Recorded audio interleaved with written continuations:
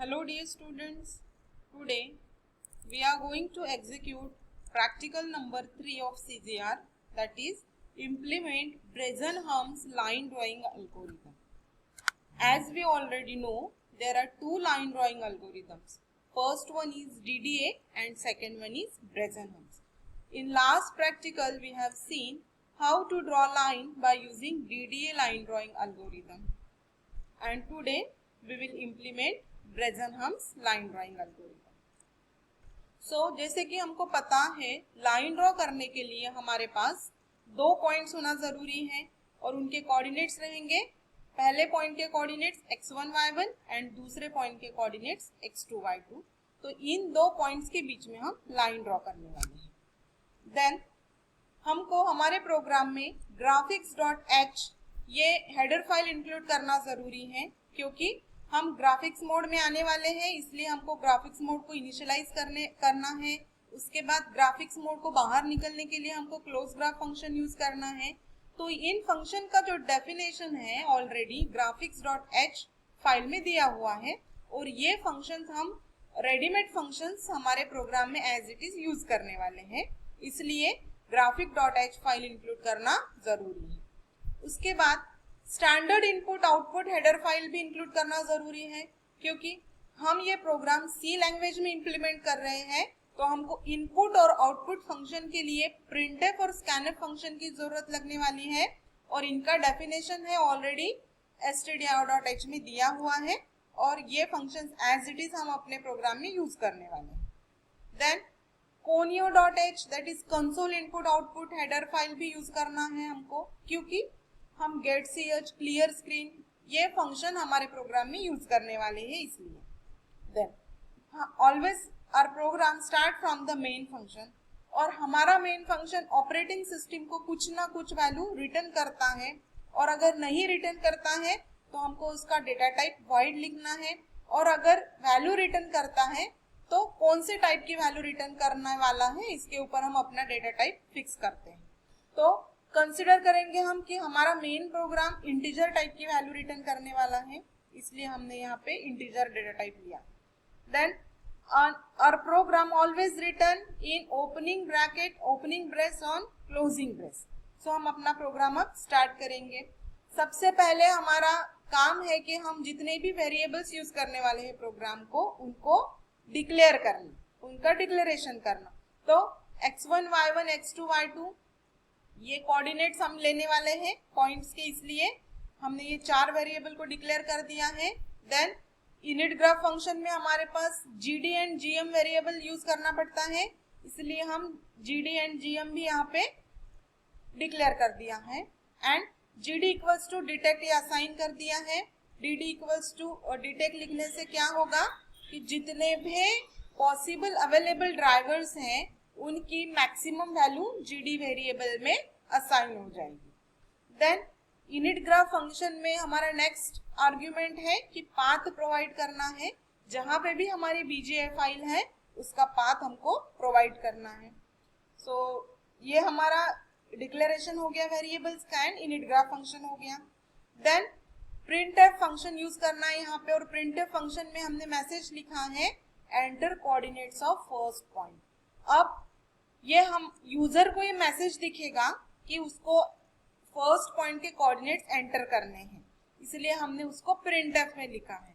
Then जो भी user coordinates provide करेगा, दैट इज x1 y1 की वैल्यू प्रोवाइड करेगा, उस वैल्यू को रीड करना जरूरी है.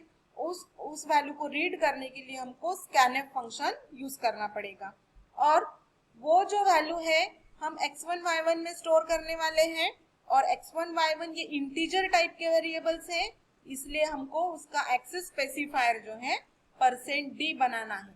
यहाँ पे दो वेरिएबल है, इसलिए 2% हमने लिखा है. देन नेक्स्ट मैसेज पास करना है यूजर को स्क्रीन पे enter coordinates of second point, और सेकेंड पॉइंट के कोऑर्डिनेट्स हम किस में सेव करने वाले हैं x2 y2 वेरिएबल में. ये भी इंटीजर टाइप के हैं, इसलिए हमने एक्सेस स्पेसिफायर %d लिखा है. देन हमने एक फंक्शन लिया है ड्रॉ लाइन फंक्शन, और उसको यहाँ पे डिक्लेयर करके रख दिया है. सो ड्रॉ लाइन फंक्शन को हम अपने मेन प्रोग्राम के बाहर इंप्लीमेंट करने वाले हैं, बस मेन प्रोग्राम के अंदर हम उसको डिक्लेयर करके रख देंगे। और हमको पता है कि लाइन ड्रॉ करने के लिए 4 कोऑर्डिनेट्स होना जरूरी है, इसलिए हमने x1 y1 and x2 y2 ये 4 कोऑर्डिनेट्स एज एन आर्ग्यूमेंट करके पास कर दिए हैं। देन गेट ch फंक्शन, कोई भी की प्रेस करने से हम एडिटर में जाएंगे या आउटपुट स्क्रीन पे जाएंगे, इसलिए गेट ch फंक्शन। एंड जैसे कि हमारा main program integer value return करने वाला है, इसलिए हमको रिटर्न 0 लिखना जरूरी है। तो ये हमारा मेन प्रोग्राम हो गया। नाउ ड्रॉ लाइन फंक्शन देखेंगे कि इसको कैसे इंप्लीमेंट किया है। 4 आर्ग्यूमेंट पास किए थे हमने, x1 y1 x2 y2। ऊपर हमने इसको डिक्लेयर भी कर दिया था कि इसका डेटा टाइप इंटीजर है, यहाँ पे डिक्लेयर भी कर दिया था। लेकिन इनका जो स्कोप है वेरिएबल का, ये प्रोग्राम मेन फंक्शन के अंदर तक ही है। जैसे ही हम मेन फंक्शन के बाहर निकलते हैं तो उनका स्कोप जो है वो लिमिटेड हो जाता है, खत्म हो जाता है उनका स्कोप, इसलिए हमको उनको रीडिक्लेयर करना जरूरी है। इसलिए हमने उसको डबल से डिक्लेयर किया है by the value of integer. So 4 variables यहाँ पे पास कर दिए हमने। देन हमको डिफरेंस कैलकुलेट करना है एक्स कोऑर्डिनेट के बीच में दोनों भी, वो रहेगा dx, एंड y कोऑर्डिनेट का जो डिफरेंस है वो रहेगा dy। एक एरर टर्म कैलकुलेट करनी है, इसके लिए वेरिएबल लिया है e, and x and y ये वेरिएबल लिए हैं। Now let us calculate the difference.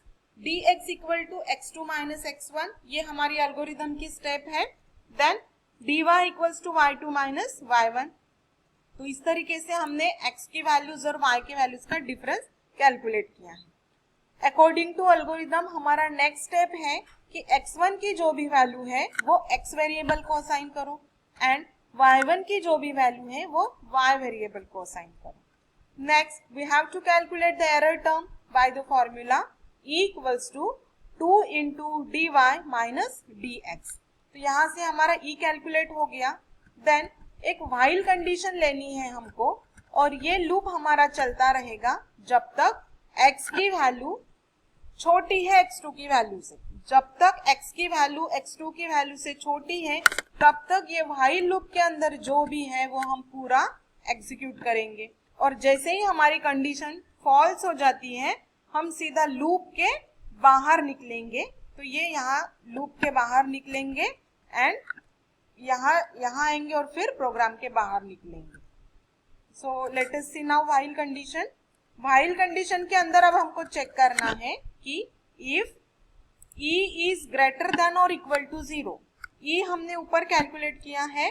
सो अगर e की वैल्यू बड़ी है 0 से तो हमको इफ लूप के अंदर जाके ये 3 स्टेटमेंट एग्जीक्यूट करने हैं। फिर से अगर e की वैल्यू इज इक्वल टू 0, अगर e की वैल्यू 0 के बराबर है तो भी हमको ये तीनों स्टेटमेंट एग्जीक्यूट करने हैं। लेकिन अगर ये इफ की कंडीशन फॉल्स हो जाती है, मींस e की वैल्यू छोटी हो जाती है 0 से, then we will jump to else part. Else part में जाएंगे और ये 2 स्टेटमेंट हम एग्जीक्यूट करेंगे।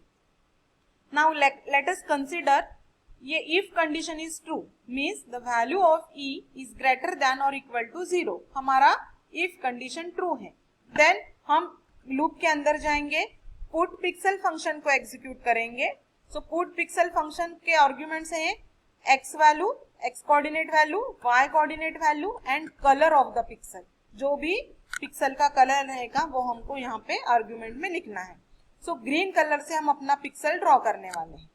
देन y की वैल्यू 1 से इंक्रीमेंट करनी है एंड फिर से e की वैल्यू कैलकुलेट करनी है by the new formula e equals to e plus 2 into dy minus 2 into dx। तो न्यू e की वैल्यू यहाँ पे हमको मिलेगी। सो ये इतना एग्जीक्यूट करेंगे अगर कंडीशन ट्रू है। लेकिन अगर कंडीशन फॉल्स है तो हम सीधा एल्स पार्ट में जाएंगे और एल्स लूप में जो भी है ये 2 फंक्शंस एग्जीक्यूट करेंगे, put pixel function and e की न्यू वैल्यू कैलकुलेट होगी by the formula e equals to e plus 2 into dy। Then अगर कंडीशन ट्रू है इफ की तो y की वैल्यू कैलकुलेट होगी और सीधा हम जाएंगे ये लूप के बाहर, इफ लूप के बाहर, और x की वैल्यू 1 से इंक्रीमेंट हो जाएगी एंड हम डिले फंक्शन एग्जीक्यूट करेंगे। ये हो गया अगर कंडीशन ट्रू है। लेकिन अगर कंडीशन फॉल्स है तो हम एल्स पार्ट में जाते हैं, ये दो स्टेटमेंट एग्जीक्यूट करते हैं और x की वैल्यू इंक्रीमेंट करते हैं 1 से और डिले फंक्शन को एग्जीक्यूट करते हैं। तो यहाँ पे हमको एक चीज माइंड करनी है कि if condition is true then y की वैल्यू इंक्रीमेंट होने वाली है एंड x की भी वैल्यू इंक्रीमेंट होने वाली है, मीन्स x एंड y दोनों भी वैल्यू रिकैलकुलेट होने वाले हैं। लेकिन अगर इफ की कंडीशन फॉल्स होती है तो हमको सिर्फ x की वैल्यू इंक्रीमेंट करनी है, मीन्स x हमारा इंक्रीमेंट होने वाला है बट y हमारा एज इट इज रहने वाला है। देन डिले फंक्शन से क्या होगा कि हम जो लाइन ड्रॉ कर रहे हैं वो थोड़ा पॉज लेके लाइन ड्रॉ होने वाली है, मीन्स सडनली हमारी स्क्रीन पे लाइन ड्रॉ नहीं होगी। हम देख पाएंगे कि x एंड y कोऑर्डिनेट की वैल्यू कैसे इंक्रीमेंट हो रही है और हमारा पिक्सल जो है x एंड y डायरेक्शन में किस तरह से ड्रॉ हो रहा है लाइन पे।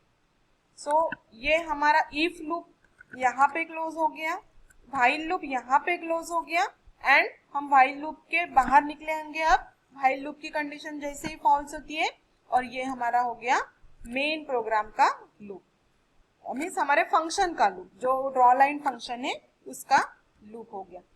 तो इस तरह से हमने एक्सप्लेनेशन देख लिया प्रोग्राम का।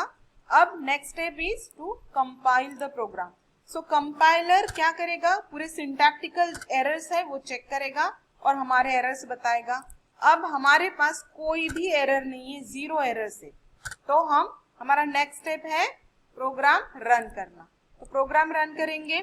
अब यूजर को फर्स्ट पॉइंट के कोऑर्डिनेट्स एंटर करने हैं, तो consider it is x1 is 150 and y1 is 280. Then enter coordinates of second point. Second point के coordinates लेंगे हम, suppose x2 is 250 and y2 is 390. So अब देखेंगे कि किस तरह से हमारी लाइन स्क्रीन पे ड्रॉ हो रही है। So इस तरह से डिले फंक्शन का यूज करके हमने लाइन ड्रॉ कर ली है। तो x coordinate and y coordinate यहाँ पे इंक्रीमेंट हो रहे हैं और हमको दिख रहा है कि लाइन उसी डायरेक्शन में ड्रॉ हो रही है। So dear students, this is how we have implemented Bresenham circle drawing line drawing algorithm. Thank you for watching the video. Keep learning and enjoy learning. Thank you so much.